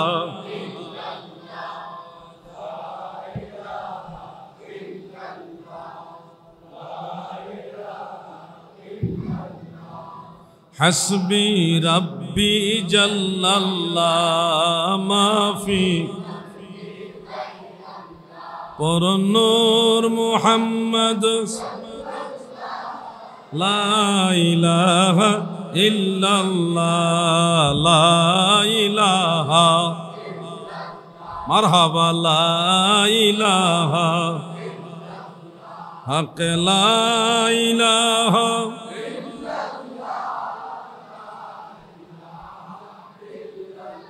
লা ইলাহা ইল্লাল্লাহু মুহাম্মাদুর রাসূলুল্লাহ সাল্লাল্লাহু আলাইহি ওয়াসাল্লাম। আমার ভাইয়েরা গভীর মনোযোগ। মুশকিল বহু জায়গায়, বিদআত সম্পর্কে অনেক হাদিস আছে। আল্লাহ রসুল সাল্লাল্লাহু আলাইহি সাল্লাম বলেছেন, মা আহদাসা ফি আমরিনা হাযা, আমার এই ধর্মের মধ্যে মানে ইসলাম ধর্মের মধ্যে যারা নতুন কোনো জিনিস আবিষ্কার করবে যেটা এই ধর্মের মধ্যে নাই, ফাহুয়া রদ, সেটা পরিত্যাজ্য, এটা অগ্রহণযোগ্য। নতুন কোনো জিনিস আবিষ্কার করার সুযোগ ধর্মের মধ্যে নাই, এটা হাদিস। আর আরেকটা হাদিস আছে, কুল্লু বিদআতিন দালালাহ, প্রত্যেকটা বিদআত বা নতুন আবিষ্কার গুমরাহি, কুল্লু দালালাতিন ফিন্নার, প্রত্যেকটা গুমরাহি এটা শেষ পর্যন্ত জাহান্নামে নিয়ে যাবে। এই যে বিদআত সম্পর্কে হাদিস শরীফগুলো, এগুলি সত্য সঠিক হাদিস। বিদআত আবিষ্কার করার ব্যাপারে আল্লাহ রসুলের পক্ষ থেকে কঠিন হুঁশিয়ারি আছে। আমরাও সেই হাদিসগুলি পড়েছি, আমরাও জানি মানি, কিন্তু আমরা আরো হাদিস পড়েছি। আমরা এটুকু পরেই ক্ষান্ত হয়ে যাইনি, আমরা এই ব্যাপারে আরো হাদিস পড়েছি। যেমন একটা হাদিস আপনারা সহিহ মুসলিমে পাবেন, সুনান ইবনে মাজাহ শরীফে, মিশকাতুল মাসাবিহ, মুসনাদু বাজ্জার সহ আমার জানা মতে 5 জন সাহাবী এই হাদিসটা বর্ণনা করেছেন। হযরতে জারির ইবনু আব্দুল্লাহ রাদিয়াল্লাহু আনহু, হযরতে আবু হুরায়রা, হযরতে আবু জুহাইফা, হযরতে হুজাইফা, হযরতে আবু হুরায়রা নাম তো বলেছি, এরকম 5 জন সাহাবী এই হাদিসটা বর্ণনা করেছেন। সহিহ মুসলিমের মধ্যে হযরতে জারির ইবনু আব্দুল্লাহ রাদিয়াল্লাহু আনহু বর্ণনা করেছেন, قال رسول الله صلى الله عليه وسلم من سن في الإسلام سنة حسنة كان له أجرها إلى آخر الحديث। আল্লাহর নবী বলেন, ইসলাম ধর্মে মান সান্না ফিল ইসলামে সুন্নাতান হাসানা, ইসলাম ধর্মের মধ্যে কেউ যদি উত্তম কোন রীতি প্রবর্তন করে বা নতুন কোন রেওয়াজ রীতি আবিষ্কার করে যেটা উত্তম ভালো, আমার নবী বলেন কানা লাহু আজরুহা, এটার জন্য তার উত্তম প্রতিদান রয়েছে, সওয়াব রয়েছে। এটা যদি কেউ আমল করে তাদের সওয়াব হবে, যে প্রবর্তন করবে ওই আমলকারীদের সম পরিমাণ সওয়াব কিয়ামত পর্যন্ত আমার আল্লাহ তাকে দিবে। এতে আমলকারীর আমলনামা থেকে কোনো সওয়াব কমানো হবে না। সুবহানাল্লাহ। 5 জন সাহাবী বর্ণনা করেছেন এটা। একটা হলো সুন্নতে হাসানা, আরেকটা হলো সুন্নতে সাইয়্যা, মানে ভালো প্রচলন, আরেকটা হলো মন্দ প্রচলন। এই হাদিসটা কিন্তু দেখবেন বাতিলরা তেমন একটা বলে না, নজদি যারা তারা এই হাদিসের তশরিহ করে না, গোপন করে রাখে। কিন্তু আমরা এই হাদিসও পড়েছি, পরে পরে দেখেছি ইসলাম ধর্মে 2 ধরনের জিনিসের প্রবর্তনের কথা রয়েছে। এক ধরনের জিনিস প্রবর্তন করলে গুনাহ হবে, পাপ হবে, অন্যায় হবে এবং এটার কারণে জাহান্নামে যেতে হবে। যেগুলোকে শারআন বলা হয় বিদআত, মানে বিদআতে সাইয়্যা, মন্দ বিদআত, এটার জন্য গুনাহ হবে, এটার কারণে জাহান্নামে যেতে হবে। আরেক ধরনের আবিষ্কার আল্লাহর নবী বলেছেন, মান সান্না ফিল ইসলামে সুন্নাতান হাসানা, ইসলাম ধর্মে যারা সুন্নতে হাসানা বা ভালো কোন রীতি প্রচলন করবে এটার জন্য তাদের সওয়াব রয়েছে। এই হাদিসটা উল্লেখ করে ইমাম মহিউদ্দিন নববী রহমাতুল্লাহ আলাইহি তিনি কি সুন্দর বলেছেন। এই বইটা হলো আমার লেখা, এটার মধ্যে আমি সবগুলি হাদিস নিয়ে আসছি। আমি একটু সরাসরি দলিলটা আমাদের প্রিন্সিপাল হুজুরকে দেখাতে চাই, কারণ হুজুর দেখলে, হুজুর তো জানেনই, হুজুর দেখলে আপনাদের সবার পক্ষ থেকে বিষয়টা একটা মনের যে একটা আত্মিক যে বেশি তৃপ্ততা বা মনের যে একটা শান্তি, যে না এটা সঠিক, একটা মনের শক্তি এটা বাড়বে। একটু জিকির করেন লা ইলাহা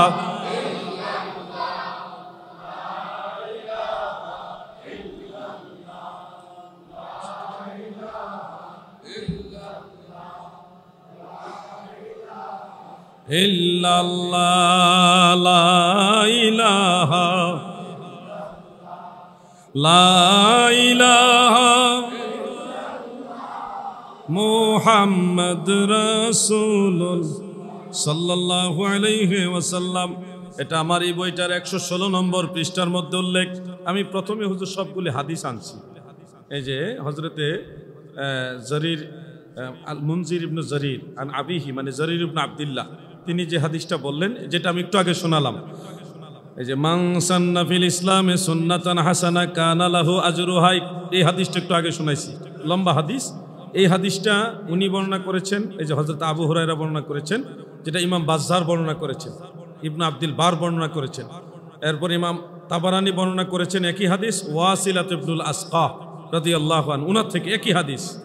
এই হাদিসটা আবু জুহাইফা রাদিয়াল্লাহু আনহু তিনি বর্ণনা করেছেন, ইমাম ইবনু মাজাহ তার সুনানের মধ্যে হাদিসটা এনেছেন। এই একই হাদিস আবার আবু হুজাইফা মানে আবু উবাইদ ইবনে হুজাইফা আন আবিহি মানে হযরত হুজাইফা রাদিয়াল্লাহু আনহু থেকে বর্ণিত একই হাদিস, এটা বর্ণনা করেছেন ইমাম আবু বকর বাজ্জার মুসনাদের মধ্যে।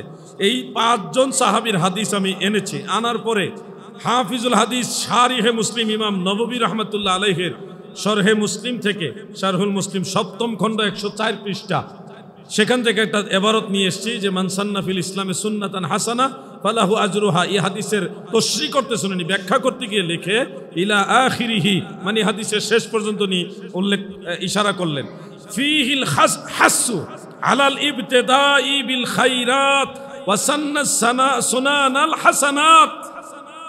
এর মধ্যে ফিহিল হাসসু এর মধ্যে একটা অপশন রয়েছে। কি অপশন? যে কেউ যদি আলাল ইবতিদাই শুরু করে, কি শুরু করবে? বিল খায়রাত যে কোনো একটা ভালো কাজ, খায়রুন মানে উত্তম, কল্যাণ, ভালো, খায়রাত মানে যে কোনো ভালো কাজ, ওয়া সান্না সুনানাল হাসানাত যে কোনো একটা উত্তম প্রচলন কেউ যদি শুরু করে, এই হাদিসের অর্থ হলো এই উত্তম কাজ প্রচলন করার কারণে আল্লাহ তাআলা তার আমলনামায় সওয়াব দিবে। সুবহানাল্লাহ বলেন। পাশাপাশি কেউ যদি মন্দ কাজ প্রচলন করে, খারাপ কাজ, ওটার জন্য গুনার কথাও আছে। এখানে আমরা যেটা পেলাম যে ভালো কাজ প্রচলনের মাঝে সওয়াব আছে, উত্তম কাজ প্রচলনের মাঝে সওয়াব আছে। এখন আপনারা একটু খেয়াল করবেন, মাহফিলের শেষে বিভিন্ন মজলিসের শেষে আমরা তাবারুক দেওয়ার সিস্টেম অলরেডি সব জায়গায় প্রচলন হয়েছে, আমরা ওই হিসাবে আমল করি, নিজেরা দেই, নিজেরা খাই। মাহফিলের শেষে মজলিসের শেষে তাবারুক দেওয়া হয় না, সিন্নি দেওয়া হয় না, সেটা বিরিয়ানি হয়, খিচুড়ি হয়, বিস্কিট হয়, জিলাপি হয়, খেজুর হয়, মুড়ি হয়, বা অনেক সময় হালুয়া হয়। এক এক এলাকায় এক এক রকম। এই যে মিষ্টান্ন বা যে কোনো হালাল খাদ্য, অনেক জায়গায় গরুর গোশত, ভাত, খাবার দেওয়া হয়। এই যে সিস্টেমটা মজলিসের শেষে তাবারক দিতে হবে, এই সিস্টেমটা কিন্তু আল্লাহ রসুলের জামানায় ছিল না, সাহাবাই কেরামও করেননি। কিন্তু এটা আমরা মুসলমানরা করছি। কোন হিসাবে করছি?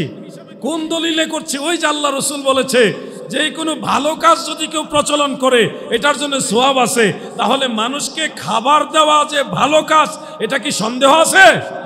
জোরে বলেন, সন্দেহ আছে? এই দলিলের কারণে এই কাজ জায়েজ হয়েছে। যদিও সাহাবীদের জামানায় ছিল না, নবীজির জামানায়ও ছিল না, তাহলে অনেক বিষয় আছে হুবহু নবীজির জামানায় থাকবে না, কিন্তু এটা কোরআন সুন্নাহ দ্বারা পরবর্তীতে আবিষ্কার হলেও কোরআন সুন্নাহ দ্বারা সমর্থিত হওয়ার কারণে এটা জায়েজ হয়। এই হিসাবে আপনারা একটু খেয়াল করবেন। আমি এবার আর একটু ঘোরাই নিয়ে আসি। মসজিদের যে এই যে এটার নাম কি? মেহরাব। বলেন কি? মেহরাব রসুল পাকের জামানায় ছিল না। তো এখন পরবর্তীতে হারবুন থেকে মেহরাব, যুদ্ধের অস্ত্র সামগ্রী রাখার সুবিধার্থে এই মেহরাবের আবিষ্কার হয়েছে। তো এখন যদি আমরা মসজিদে, যত মসজিদ আছে সব মসজিদে মেহরাব আছে না ভাই? আরব, আজম সব জায়গায় মেহরাব আছে। তো এই যে এই জিনিসটা আপনি খেয়াল করেন, মসজিদ আমি এখান থেকে দেখাই দিলাম, অনেক মসজিদে মিনার আছে, মিনার আছে। মিনার আবিষ্কার হয়েছে আউনুল মাহবুব শরহে আবু দাউদের মধ্যে উল্লেখ, বাদশাহ হিশাম বিন আব্দুল মালিকের জামানায় মিনার আবিষ্কার হয়েছে। নবীজির জামানায় মিনার তো ছিলই না, সাহাবীদের জামানায়ও ছিল না। তাহলে মিনার সারা পৃথিবীতে, মসজিদে নববী, কাবা ঘর সহ সারা পৃথিবীতে মসজিদের মিনার আছে না নাই? তাহলে এটা কিসের ভিত্তিতে জায়েজ হলো? এটা কোন দলিলে জায়েজ হলো? মসজিদের মিনার এবং মেহরাব এটা জায়েজ হয়েছে ওই হাদিস দ্বারা, মান সান্না ফিল ইসলামে সুন্নাতান হাসানা কানা লাহু আজরুহা। ইসলামে ভালো কোনো রেওয়াজ যদি কেউ প্রচলন করে এতে তার স্বভাব রয়েছে। তাহলে আমরা এই মিনারকে ভালো কাজ কেমনে বলবো? আগের যুগে মাইক ছিল না গো, আজান দেওয়ার জন্য উঁচু জায়গা ব্যবহার করা হতো। উঁচু জায়গার মধ্যে সবচেয়ে সুন্দর উত্তম উঁচু জায়গা হলো মিনার। ওইখানে দাঁড়ায় আজান দিলে মহল্লার সবার কাছে আজানের আওয়াজ পৌঁছে যেত। যেহেতু আজান বাইরে দেওয়া এবং উঁচু জায়গায় দেওয়া এটা সুন্নত, উঁচু জায়গায় আজান দেওয়া সুন্নত, সেহেতু ওই কাজের সুবিধার জন্য মিনার আবিষ্কার হয়েছে। যদিও নবীজির জামানায় ছিল না, সাহাবীদের জামানায় ছিল না, পরে নতুন আবিষ্কার হয়েছে, কিন্তু তারপর ওইটা সওয়াবের কাজ, যদিও রসুলের জামানায় ছিল না। এখন এই মেহরাব আবিষ্কার হয়েছে যুদ্ধ করার জন্য, কিংবা সাহাবীদের সাথে এমনি তো সবসময় অস্ত্র থাকতো, তরবারি থাকতো, বল্লম থাকতো, কারণ কখন কোনটা কাজে লাগে বলা যায় না। তো এই নামাজে আসলে অস্ত্র সহ নিয়ে নামাজ পড়া কঠিন। কার ধরেন আপনি এখানে রাইখা তরবারি রাইখা সেজদায় গেলেন, এখন আরেকজনের গায়ে যদি গুতা লাগে তাহলে আরেক বিপদ না? কি বিপদ না? সামনে রাখতে গেলে দেখা গেছে অনেক লম্বা তরবারি, কিন্তু ছোটখাটো না, তরবারি অনেক লম্বা থাকে, 2.5 হাত 3 হাত লম্বা থাকে, বিশাল লম্বা লম্বা তরবারি। এখন সেজদার জায়গার চেয়ে বেশি হয়ে যায় তরবারির জায়গা, আর বল্লম তো আরো লম্বা। এখন এটা রাখবে কোথায়? রাখতে গেলে আরেকজনের শরীরে গুতা লাগার সম্ভাবনা আছে, আঘাত পাওয়ার সম্ভাবনা আছে। ওই অস্ত্রগুলো রাখার সুবিধার্থে পরবর্তীতে মেহরাব আবিষ্কার করা হয়। এইখানে সবাই অস্ত্র রাখে, যার যারটা রাইখা নামাজ পড়ে যাওয়ার সময় পর অস্ত্র নিয়ে চলে যায়। এটা মুসলমানদের সুবিধার জন্য আবিষ্কার হয়েছে। এই জন্যে যদিও এটা রসুলের জামানায় ছিল না, সাহাবীদের জামানায় ছিল না, কিন্তু এটা মুসলমানদের কল্যাণে, মুসলমানের প্রয়োজনে আবিষ্কার হয়েছে। এটা সুন্নতে হাসানা, সওয়াবের কাজ, গুনার কাজ না, জায়েজ কাজ। সুবহানাল্লাহ বলুন। কথাগুলি কি বুঝতে আপনাদের কষ্ট হচ্ছে? এই সিস্টেমটা আপনাদের এলাকায় মক্তব আসেনি? মক্তব সিস্টেমে এইভাবে পড়ানোটা মূল কাজটা সাহাবীদের জামানায় ছিল, কিন্তু প্রচলিত যে রেওয়াজ মক্তব কিংবা মাদ্রাসা, হোক আলিয়া হোক কওমি, কোন মাদ্রাসা, প্রচলিত কোন সিস্টেমের মাদ্রাসা নবীজির জামানায় সাহাবীদের জামানায় ছিল না। তাহলে ফতোয়া শামিতে এই জন্য মাদ্রাসাকে বিদআতে মানদুবা ওইটার স্তরের মধ্যে নিয়ে আসা হয়েছে। মাদ্রাসা হলো বিদআতে মানদুবা, মানে মুস্তাহাব পর্যায়ের বিদআত, জায়েজ বিদআত, সওয়াবের কাজ বিদআত। এই জন্যে কখনোই এই ধরনের কথা শুনে আপনারা আতঙ্কিত হবেন না যে এটা বিদআত। প্রশ্ন করবেন এটা কোন বিদআত, জায়েজ না নাজায়েজ, এটা কি বিদআতে হাসানা বিদআত না বিদআতে সাইয়্যা বিদআত, ভালো বিদআত না মন্দ বিদআত, এই প্রশ্নটা করবেন। যদি সে বলে না সব বিদআতই খারাপ, তখন বলবেন না আল্লাহ রসুল বলেছে 2 ধরনের বিদআত আছে। কে বলেছে? আল্লাহ রসুল বলেছে। এক ধরনের বিদআত মানে এক ধরনের নতুন আবিষ্কার হলো জায়েজ, আর এক ধরনের নতুন আবিষ্কার হলো নাজায়েজ। আল্লাহর নবী বলেছে 2 ধরনের বিদআত আছে। আপনি 2 ধরনের না মানলে আপনাকে আমরা মানবো না, আল্লাহর রসুলকে আমরা মানবো। ঠিক না ঠিক? ওনারা আপনাদেরকে বলবে যে কোনো বিদআত ভাগাভাগি নাই, সব বিদআত খারাপ। তাহলে তো আল্লাহর নবী মিথ্যাবাদী হয়ে যান। নাউযুবিল্লাহ সুম্মা নাউযুবিল্লাহ, মাআযাল্লাহ। এই জন্যে সাবধান থাকতে হবে। কত কিছু দিয়ে মানুষকে গুমরা করছে, এরা পাগল হয়ে গেছে। এই রবিউল আউয়াল মাস আসলে, don't mind please, Rabiul Awal মাস আসলে ওয়াহাবিরা কুত্তা খাওয়া পাগল হয়ে যায়। ভয়ঙ্কর, মানে পাগল কাকে বলে? আমরা তো তাদের বিরুদ্ধে বাধ্য হয়ে জবাব দিতে গিয়ে কথাগুলি বলি। আবার যদি আমরা জবাব না দেই, আপনারা চুপচাপ থাকলে করবেন না, মনে হয় ওইটাই ঠিক, তখন তো আরেক বিপদ, যার কারণে বাধ্য হয়ে আমরা আপনাদের বুঝাইতে হয়। আর নাইলে আমরা রবিউল আউয়াল শরীফে সরাসরি আল্লাহ নবীর শান নিয়ে আলোচনা করব, নবীর শান। আর শুধু রবিউল আউয়াল মাসেই যে আমরা রসুলের শানমান বলি তা তো না, আমরা কিন্তু সারা বছরই নবীর শানে রেসালত মাহফিল করি। বিভিন্ন জায়গায় বিভিন্ন নামে মাহফিল হয়, নবীর ইজ্জতের, নবীর আজমতের। আরে নবী নবী বলে পাগল যারা, তারাই তো সুন্নি জনতা। ওয়াহাবিরা কোনোদিন নবীর শানে মাহফিল করে? এরা তাফসিরুল কোরআন করে। হ্যাঁ, মাদ্রাসা ওই যে আহারে সালানা জালসা, বড় বড় ওয়াহাবি মাদ্রাসায় মাহফিল হয় কি সালানা জালসা, সভা, বার্ষিক সভা, ধর্মীয় সভা। ও ভাই সাহেব, আপনার যে সালানা জলসা আর ধর্মীয় সভা, বার্ষিক সভা, হ্যাঁ, খতমে বুখারী, এই অনুষ্ঠানগুলো, এগুলি যেই দলিলে জায়েজ ওই দলিলে মিলাদুন নবীও। মুশকিলটা হলো আমানতদারিতা নষ্ট হয়ে গেছে। আমানতদারিতা নাই তো, আমানতদারিতা একেবারে শেষ। আলেমরা যে এখন কোন দিকে যাচ্ছে, ইলম উঠে যাচ্ছে। আমি খুব চিন্তিত এটা নিয়ে, আমি খুব চিন্তিত। আমি আলেম না, কিন্তু আলেমদের ছাত্র, আলেমদের সাথে উঠা বসা করছি। এখন বর্তমান পরিস্থিতি দেখে আমার খুব হতাশা লাগতেছে যে আমানতদারিতা একেবারেই শেষ। আদালত, বিশ্বস্ততা যেটা, এগুলি মানুষের কাছ থেকে উঠে যাচ্ছে। আল্লাহ আমাদের সবাইকে ইমানের পথে রাখুক, বলে না আমিন, মহব্বতে বলে না আমিন। আজকে আর আলোচনা দীর্ঘায়িত করব না। আমার লেখা 2টা বই আছে, এখানে বই লাগবে না, বড় হুজুরের লেখা। তারপরও আমি বলে রাখলাম, যদি কারো প্রয়োজন মনে করেন 2টা বই সংগ্রহ করে নিতে পারেন। একটা ঈদে মিলাদুন নবী সাল্লাল্লাহু আলাইহি সাল্লাম ও কিয়াম, মিলাদ কিয়ামের পক্ষে বইটা, এটা 150 টাকা হাদিয়া। আরেকটা হলো নবীজির ইলমে গায়েব ও হাজির নাজিরের পক্ষে, এই বইটা, এটা 150 টাকা। 2টা 300 টাকা হাদিয়া, সংগ্রহ করে রেখে দিবেন। আমি হুজুর চিন্তা করি কি, এই ওয়াহাবিরা বলে 40 বছর ধরে বুখারী পড়ায়। এক বক্তা বলছে, আমি 40 বছর ধরে বুখারী পড়াচ্ছি, হাদিস পড়াচ্ছি, আমি শাইখুল হাদিস। আজব ব্যাপার। উনি আবার ওয়াজ করতেছে কিয়ামের বিরুদ্ধে। কিয়ামের বিরুদ্ধে ওয়াজ করতে গিয়ে হাদিস বলতেছে, লা তাকুমু কামা ইয়াকুমুল আযিম ইউআযিমু বা'দুহুম বা'দা। 40 বছর ধরে উনি হাদিস পড়ায়, অথচ এখন এটা উনি জানে না যে হাদিস সহিহ না, এটা দাঈফু জিদ্দান। এই হাদিসের সনদে 3 জন রাবী আছে, সমালোচিত এবং দুর্বল, মাজহুল। কয়জন? 3 জন। রাবীর সংখ্যা টোটাল হলো 5 জন। 5 জনের মধ্যে 3 জন হলো অজ্ঞাত এবং দুর্বল। একজনের নাম হলো আবুল আদাব্বাস। আবুল আদাব্বাস নামে একজন রাবী বর্ণনাকারী আছে। মুহাদ্দিসিনে কেরাম ইবনু হাজার আসকালানি, অন্যান্য মুহাদ্দিসিনে কেরাম বলেছে সে হলো লা ইয়ারিফু বা লা ইউরাফু, তাকে চিনা যায় না, তাকে আমরা চিনি না।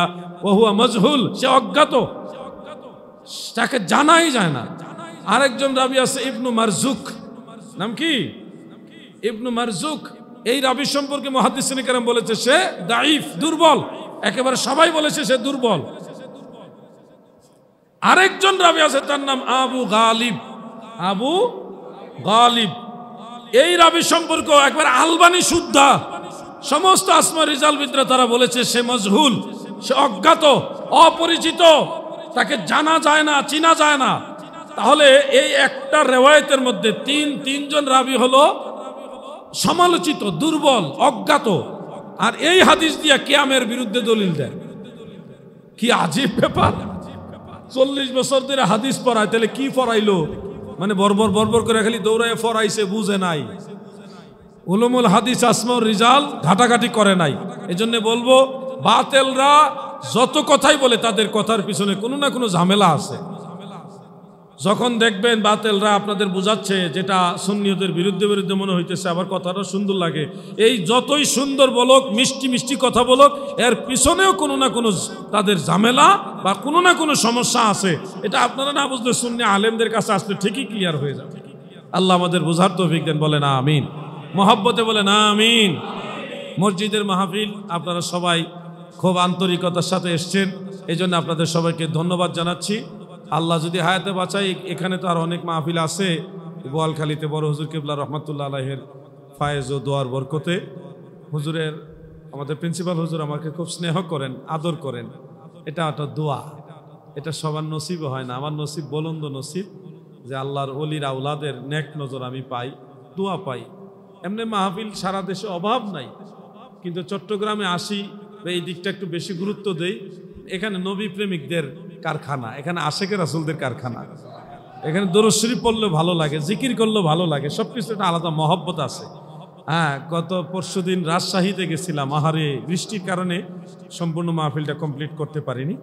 রাজশাহীতে বৃষ্টি এর মাঝে হাজার হাজার মানুষ, আরে মানুষ, পুরা বিভাগের মানুষ চলে আসছে। জেহাদি ভাই আসতেছে, এটা মহব্বতে চলে আসছে।